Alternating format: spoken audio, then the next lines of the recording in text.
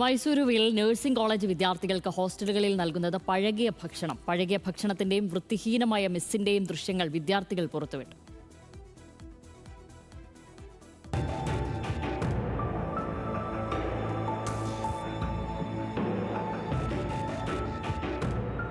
മൈസൂരിൽ പ്രവർത്തിക്കുന്ന 5ഓളം നഴ്സിംഗ് കോളേജുകളിലെ വിദ്യാർത്ഥികളാണ് പരാതിയുമായി രംഗത്ത് വന്നത്. പൊതുമെസ്സിൽ നിന്നും നൽകുന്ന ഭക്ഷണം പഴകിയതും വൃത്തിഹീനമായതുമാണെന്ന് വിദ്യാർത്ഥികൾ ആരോപിച്ചു. പരാതി പറഞ്ഞു മടുത്ത വിദ്യാർത്ഥികൾ മെസ്സിന്റെ ദൃശ്യങ്ങൾ ചിത്രീകരിച്ച് പുറത്തുവിട്ടതോടെയാണ് സംഭവത്തിന്റെ ഗൗരവം പുറത്തറിയുന്നത്. ചീഞ്ഞ പച്ചക്കറിയും പഴകിയ മാംസവും ഉപയോഗിച്ചാണ് ഭക്ഷണം പാകം ചെയ്തിരുന്നതെന്ന് ദൃശ്യങ്ങളിൽ വ്യക്തം.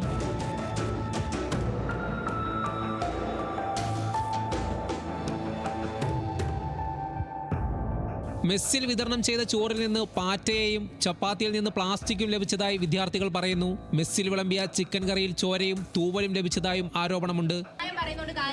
ഞങ്ങൾക്ക് ഹോസ്റ്റലിൽ ഒത്തിരി റൂൾസും കാര്യങ്ങളും വെക്കാം.